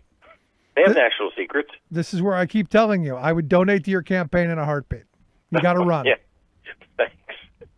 Thanks. No, I mean, but these are issues that most people don't think about. No, it's not something that happens every day, and it's just another, in my view, another example of the well-connected and the well-to-do being able to get treatment that most of us would never get. Because look, if I'm sitting in Morgantown Federal like you were, if I was lucky enough to get there, out of some other horrible place, do you think they'd let me out early? Hell no. I don't have any connections. I don't know anybody. And that's the really bad thing about Congress. They should be able to focus on coming together, or just the Democratic side, if the Republicans won't help them, but they should be able to focus on coming together to demand certain things, just like immigration. Immigration is being carried out, I've said this 100 times, being carried out embassy after embassy without any law, just the word of mouth from D.C. forward, and nobody is digging into these things. There are stats there. They can see what's going on. There's so much across the government, it's frightening. No. You're talking about immigration. I was just looking at a story yesterday sometime that said something like only 2 cases have actually gone forward of people being able to come into the country, or some obscenely low number like that, because they've basically sealed everything off. Well, yes, and then even before this, and real quick, I just will give you 2 cases. There's a lady, and these are personal cases I know, out of many, many, many. But there's a lady who has been with a guy from India for 8 years, has tons of documentations. I wrote a letter for myself. They have had a 8-year relationship. They will not let him come here. No. And they won't tell him why. We've had U.S. senators intervene in the case. They have students who are wanting to come from many countries, and they say to them, well, we don't know how you'll pay the loan back in your home country when you finish school, so we're going to deny you. They're denying 50 to 60% of all student visas before the virus started. Wow. And so they're doing it. They're doing immigration by embassies. Yeah. Well, I mean, they're doing what they said they were going to do. They're sealing up the borders. They're closing, keeping people out. I know somebody who, she's been married to a Lebanese guy, and they've been trying for years to get him to be able to come to the U.S., and it just ain't happening. And right. and I guess there was a point at which maybe they thought possible, but then this hit and all cut off. And again, it's just another one of those opportunistic moments. Right. And again, they get away with it. The news and the headlines bury the stories. And then I think Congress, in its wisdom, just, needs to put its foot down. And if they need to change the rule or something, they can have access to information. Again, if it's that secretive, put it in the Intel Committee from the Bureau of Prisons of who got out and why. But here again, if he gets out, they should be letting a lot of people out. I was shocked. Again, that simple. Look, if Trump wants to pardon him, go through the pardon process. This is a backdoor way of doing it. Right. Do you think he had anything to do with this, or is this in your view, is this a prison thing?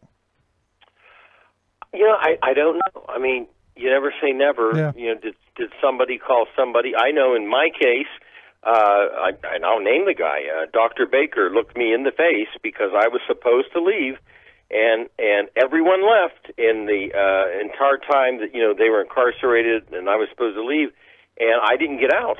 And I luckily got a unrecorded phone call to my lawyer, and that's how I got out. He looked me straight in the eye and he said, "This wasn't me, this was D.C." Looked me straight in the eye. His name was Dr. Baker. And so where did that come from? You know, I can't prove where, but it came from D.C. Yeah. And so, yes, they could have said something, although the Bureau of Prisons could be just as inept, you know, probably to have done it themselves. Or whoever knows, you know, you'll probably never know. Yeah, well, I'm sure we'll never know, but it's just one of those things where it's just wrong. And this is one of those things where I do believe most people who, you know, look, I believe that, you know, we need to have government. I believe in accountability. You know, I'm not going to go, I want small government. I want government that's effective. I want them to do the jobs that we need them to do. But when you see this kind of stuff, it's really hard to defend. And I'm not going to defend it because it's indefensible. Right. Exactly. That's simple. Another thing that I think is kind of indefensible is this thing with Flynn. And did you see the judge who's, I guess, kind of slowing this all down? Were you surprised by that? Well, I thought that the judge potentially could do something. Now, I was surprised at what he's done, although he's actually maybe going to do another process, which is interesting. The part that surprised me was that he was going to allow public input of what they thought on basically, you know, plea bargain decision. That part surprised me. Now, the second part, though, didn't surprise me, which he came out with today. This is number 2. Which is where, you know, and I've done this, I had to do this in the court. You stand there before the judge, which I did in federal court, and you put up your hand and you swear that you're doing this plea deal. You swear that, you know what you're being accused of, you did, and they clearly ask you that. Flynn did that. So the first part surprised me, yes, that he was going to allow outside thoughts on this issue or feelings. But the second part, the judge is saying, you stood before me. I'm going to maybe find you in contempt with perjury. Whoa. See, now that would be, because I had wondered about that. If you stood there and you said you were going to do it, sure. And you know, there had to be some ramification. Now, if you do it swearing. Yeah. Now, is there any chance that, you know, this let's say Biden is elected in November, any chance on January 20th of 21, Biden goes, you know what, our Justice Department's going to pick this up. Does he get any immunity, double jeopardy protection or anything out of this? No, he won't, because the judge in the worst case of the 3 things the judge could do, in the lowest case scenario, I should say, the judge, Rick, is going to, I almost can promise you, is going to dismiss without prejudice. So it can be opened back up. All right. Well, there's something there. Let's move on. Some troubling decisions, in my view. Wisconsin, California. 2 of the Trump candidates walked away with elections in those areas for congressional seats. Thoughts? Well, on one hand, the Republicans are going to say, okay, look, we defied the odds. I don't think Wisconsin was a great shocker because it's a rural, you know, Republican seat. The California seat would technically, if you look at it, be a shocker only because it's been held so long. You know, on the Democrat side, it was taken by Doug Osee at one time, who I served with, by the way, and then it went into Democratic control. But there also was such a scandal, you know, of the incumbent. I think that kind of rubbed off on the system to have that election go Republicans. Yeah. Do you think she should have resigned? This is you know, after the charges. Yeah. Yeah, I think so. I mean, you know, I would assume because they came out with everything they did. You know, I think she didn't deny it. Correct? No, she didn't deny it. Right. Mm-hmm. Yeah, it's just one of these moments where, you know, the Trump and the supporters are going to say, "Hey, we got momentum," even though the polling has Trump down in all of the national polls, I guess, but winning a couple of battleground states, which is kind of weird. But see, I think this individual seat, it was because of the scandal, you know, that she had with the staffers. I just think you can't hardly overcome that. And so Wisconsin didn't surprise me. California did, but I think the California circumstances are a little bit different. And Trump did lose that seat. But again, due to the scandal, the nature of the scandal, I don't think the Democratic side could overcome that. Yeah, well, we'll see what happens again in November because you just finished this election and now you get to run for re-election in November. Right, that's right. Which is one of these moments where I go, why don't we just at this point? Why don't you just leave the seat open until November? Well, that's an interesting question because, and by the way, since I'm on your show, I have run offices. What happens is if there's an open seat, the chairman of House Administration, which is what I was, Steny Hoyer was my ranking member, was my first ranking member. When a seat comes open, we run the offices. The clerk of the House and the chair of House Administration, along with the ranking member, run the offices in the sense that they can't do anything unless they call us. So here's some. I'm from Ohio. Steny's from Maryland, and that's the process. We run their offices, and it can last 3 months, 4 months, 5 months, 9 months, and you don't play politics with it. You just are there for the big key decisions that runs by you. So you could technically run these offices. No. And they will still service the people of the district. Most of this is where governors of the states decide when they're going to have that election according to state law. It's one of those things where it just seems like we're going to run it now, and then in a couple of months you're going to have to run it. You win, and then you've got to run for re-election. It just seems short-sighted. Rick, they've done them where you run, and it's so timed. You run, and within 3 months you have to run again. Yeah, I mean, here we are. I mean, this is May. November's not all that far away. You're not even going to figure out where the bathroom is before you have to run for re-election. That happened in the Ohio seat a couple years ago, where they ran and they had to rerun it within 3 months. Good point. And finally, education. Are we? There's some polling out about kids wanting to go back to campuses. Thoughts on that? I think that it would depend. I take kind of the Dr. Fauci approach to this, which I heard, his testimony. I think that in general, if the schools want to go online, fine. California has. I think it depends on kind of the state and the area and how they've been able to handle things. I'm not sure you can just if you let it go too long without the colleges coming back, then you have to have a question: do we just go to online school? Period. So I think it just kind of depends on the school, the amount, what state it's in, what's happened, and how they handle the return. I mean, how do you have a plan for it? Yeah, I mean, it's interesting to me because, communal living, I've lived in dorms, you probably have too. Yeah. There's no way to social distance. Right. But, here again, we're in this weird moment where, I fear, and I'm sure you've seen some of the videos online of people acting the fool, but I fear as soon as, we start moving in a direction where we say, okay, let's open things up, that people just, run the, stampede over the door and just, we end up worse off than we were. Right. I think there's got to be a balance. I mean, look, I've seen people to the extremes, where they won't leave their house, period, to walk outside in the fresh air. And then I've seen people that are just openly defying everything under the sun, making a point of it. And so there's got to be some kind of middle ground where you use logical thought, versus either side that's going one direction or the other. I keep asking, have we always been this country?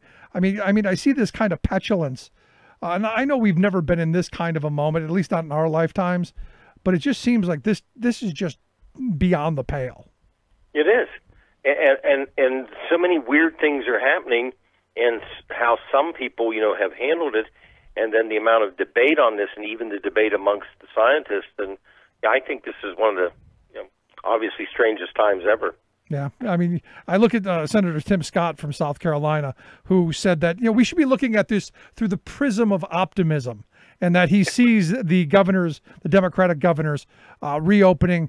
He says it's the smell of the stench of politics. Well, of course, it's all political, you moron. But at least some of these folks are going, hey, how do we keep people from dying? Right.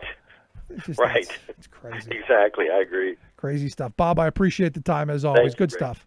Thank you. Thanks so much, our good friend Bob Ney. I'd love to hear your thoughts. You can email me, rick@thericksmithshow.com. Quick break, right back.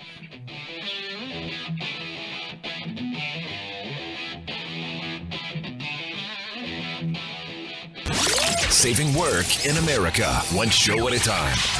The Rick Smith Show.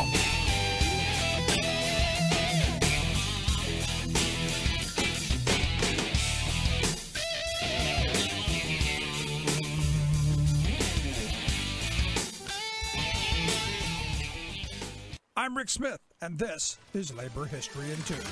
On this day in labor history, the year was 1968. That was the day that workers across Paris joined students in a citywide general strike. College students had begun an occupation at the famed Sorbonne University earlier that May. These students were protesting what they saw as governmental repression in post-war France. A story by NPR marking the 40th anniversary of the protests described the situation in France, where women could not wear pants to work and married ones needed a husband's permission to open a bank account. Homosexuality was a crime. Factory workers could be fired at will. The news on the single TV channel required governmental approval, and the overcrowded education system was authoritarian. The students protested French leader Charles de Gaulle and the police. The addition of workers to the protest greatly increased its scope and impact. Paris and much of the country ground to a halt. President de Gaulle was able to weather the protests and keep his political power. By the end of June, most workers had returned to their jobs, but the country would never be the same.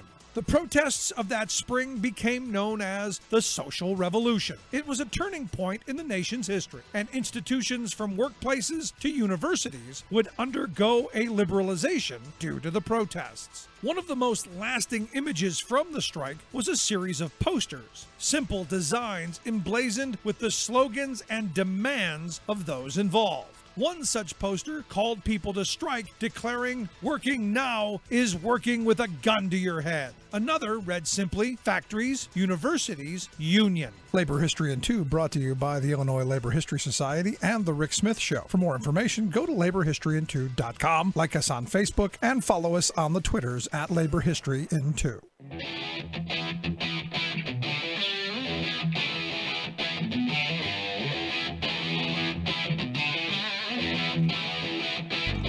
Welcome back to the Rick Smith Show. Now, here is Rick Smith.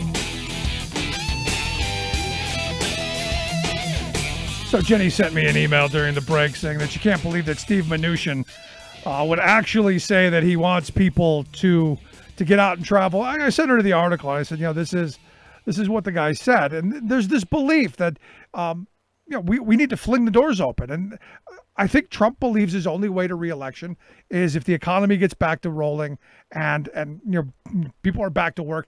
But I think it's really short-sighted because my fear, again, this is one of those things where I'm listening to the experts saying how this could possibly play out. My concern is that we reopen too soon and we end up, spreading this stuff, especially if Trump and McConnell and the Republicans do what they say that they want to do, which is to provide employers with liability shields to ensure that if workers do get sick, that they can't go back after them and file for workers' comp or whatever. That you then make this another exposure kind of case to where good luck proving you got it at work, which is why I think the bill in New Jersey is so important as a first step across the country.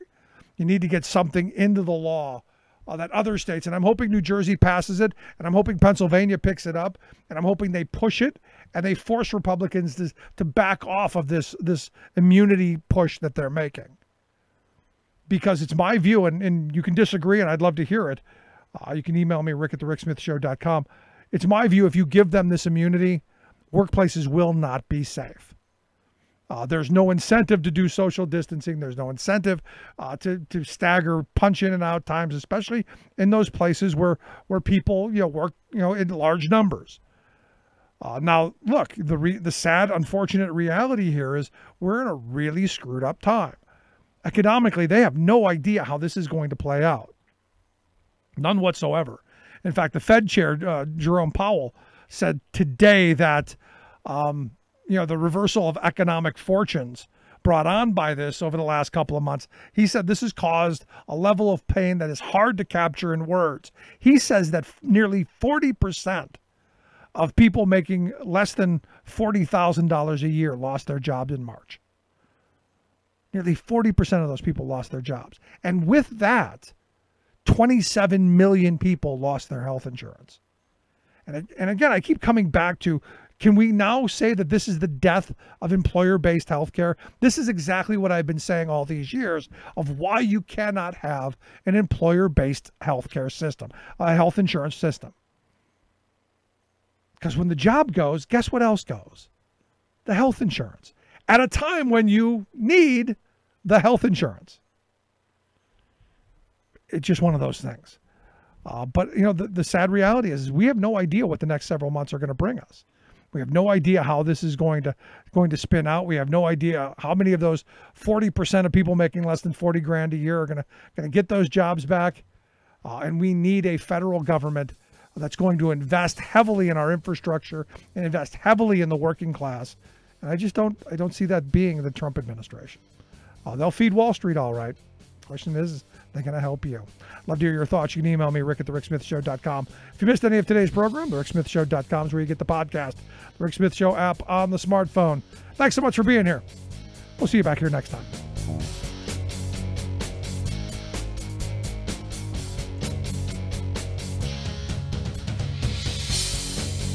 You've been listening to The Rick Smith Show.